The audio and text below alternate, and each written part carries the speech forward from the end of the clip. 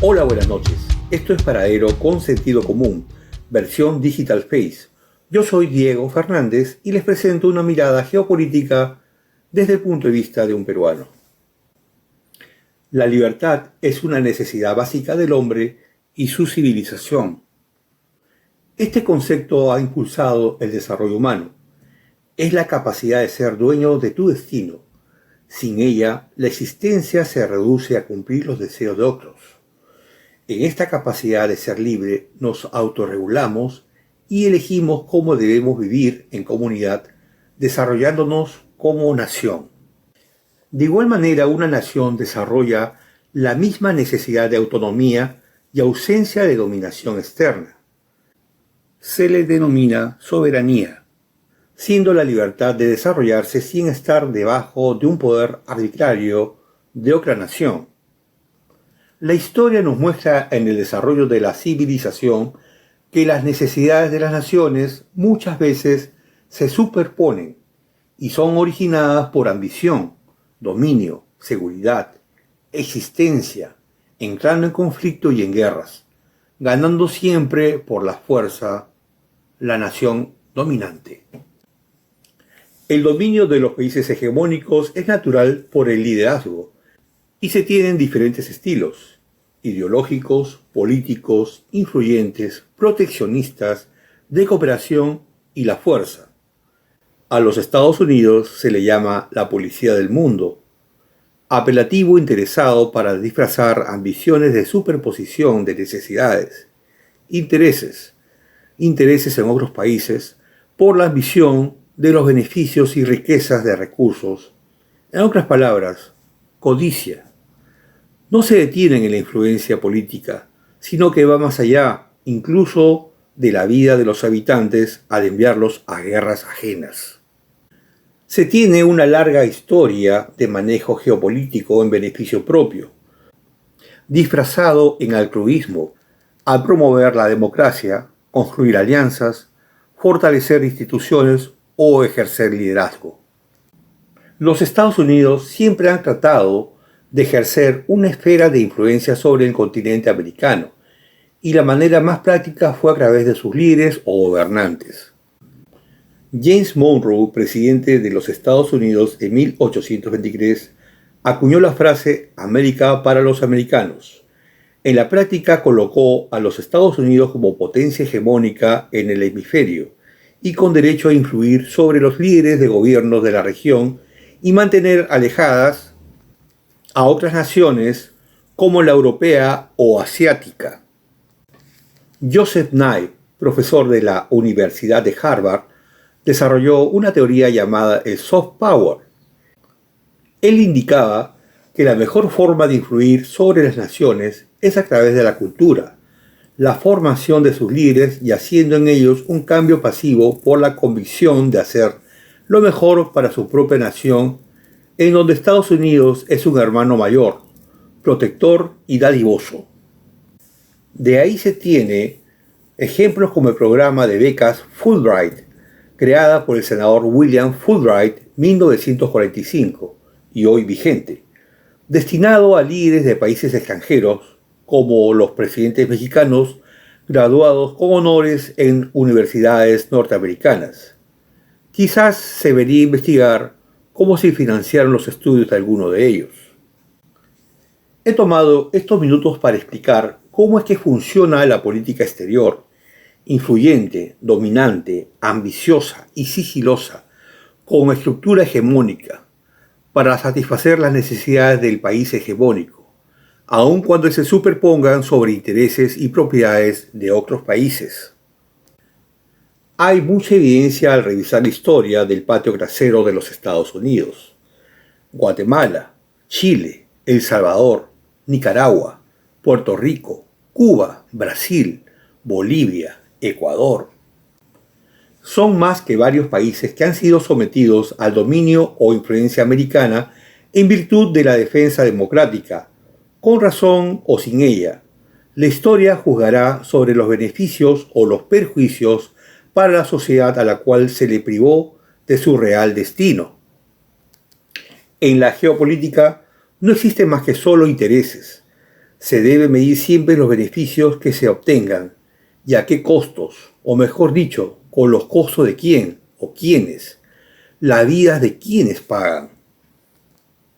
El desplazamiento de la fuerza marítima y aérea sobre el Mar Caribe, más la grave acusación hacia los gobernantes de Venezuela de ser cárteles del narcotráfico, desde un punto de vista altruista, es el grito escuchado de la sociedad venezolana, que no se siente satisfecha por no poder ejercer sus derechos de elección de gobierno en libertad.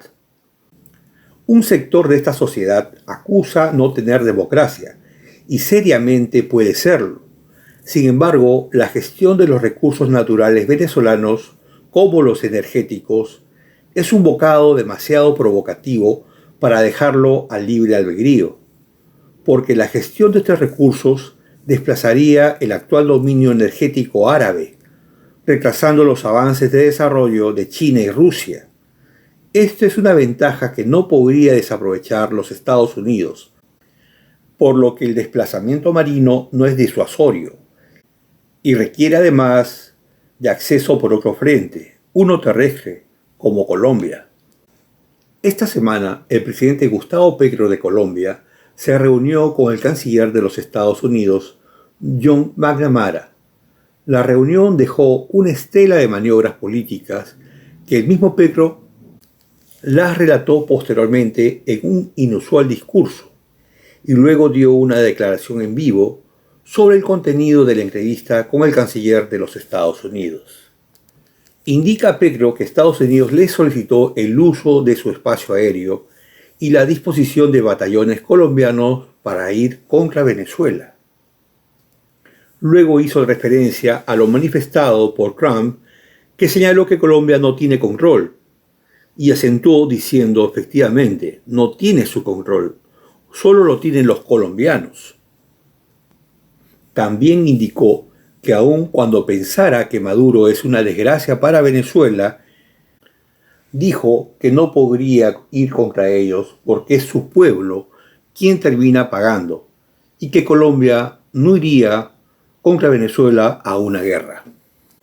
La respuesta de Donald Trump fue poco usual, pues mencionó que Petro es un líder del narcotráfico. Parece que está de moda. Y luego hubo un extraño desplazamiento del ejército ecuatoriano a la frontera con Colombia, disparando misiles tipo HIMARS en una campaña inesperada contra la minería ilegal, haciendo una demostración espectacular del barrido con la artillería, pues duró hasta la noche. Noten la distancia de acción balística con la frontera con Colombia. ¿Será una advertencia? Entonces, ¿qué está pasando en el Caribe?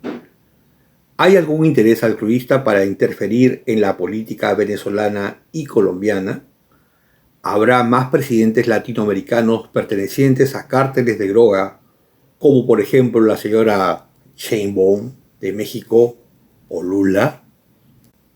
¿Cómo es que Ahmed al-Sharaa al-Jolani, asesino decapitador de niños y cristianos en Siria, haya pasado de perseguido se busca por 10 millones de dólares a héroe democrático de los Estados Unidos? ¿O será los 90.000 barriles anuales de extracción de petróleo en Siria que hizo el milagro? ¿Tendrá la misma capacidad milagrosa de conversión democrática Maduro con los Estados Unidos? Mientras, Venezuela está recibiendo ayuda de Rusia y China. Se registró un video de un avión caza de sexta generación chino, J-36, sobre el Mar Caribe, pasando muy cerca de las naves americanas. Hey, do you think 4th Fleet Command knows about this?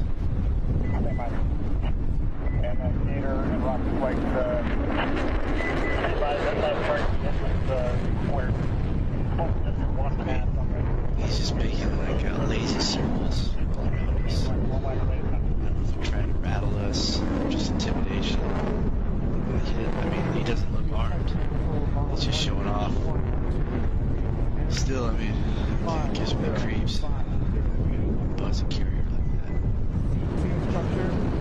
Sniper's probably got the escorts. Aunque en estos tiempos de tecnología bien pudo tratarse de una imagen creada por inteligencia artificial.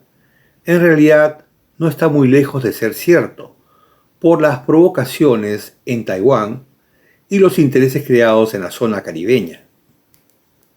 Los Estados Unidos ejerce un bloqueo ya no solo por el Mar Caribe, sino que también lo ha extendido al Pacífico, como quedó evidenciado con el hundimiento de una lancha frente a costas colombianas. Pete Hegseth justificó el 9º hundimiento en aguas internacionales, sin tener evidencias de delito. La retórica de la defensa nacional contra el narcotráfico no justifica la desproporcionalidad, menos la arbitrariedad con la que se comete estos actos, que considero ilegales. Ejecuciones extrajudiciales. Sin embargo, puede que el bloqueo tenga un sentido, una necesidad mayor al del comercio de drogas, como sería el evitar el contrabando de armas de misiles iraníes o rusos. Estos ataques y las amenazas verbales podrían llevar como consecuencia a las naciones sudamericanas, sobre todo México, a establecer alianzas que disuadan para mantener su soberanía. Es un juego muy peligroso, pero inevitable, para mantener el control en cada nación. No se puede negar que Venezuela es un gobierno muy criticado por las elecciones dudosas, pero esos son los riesgos del sistema. Como ejemplo, no olvidemos que el mismo Trump denunció fraude cuando ganó Biden y no por ello pidió ayuda de invasión de China u otro país. Las cosas se están poniendo muy serias en Sudamérica, pero creo sería un error de los Estados Unidos proceder a una invasión a Venezuela o Colombia, ya sea directa o a través de un proxy como Ecuador. Esto desataría una serie de acciones defensivas y contraofensivas, ya que los intereses económicos escalan en todo el mundo a través del petróleo y el gas. Habría una desagradable respuesta. Los llamados soldados en sandalias yemeníes han demostrado que no necesitan un buen calzado para correr la flota americana. Solo hace falta misiles hipersónicos. Esperemos que las cosas se calmen con el milagro de los santos petroleros. Eso es todo por esta semana. Muchas gracias por su amable atención.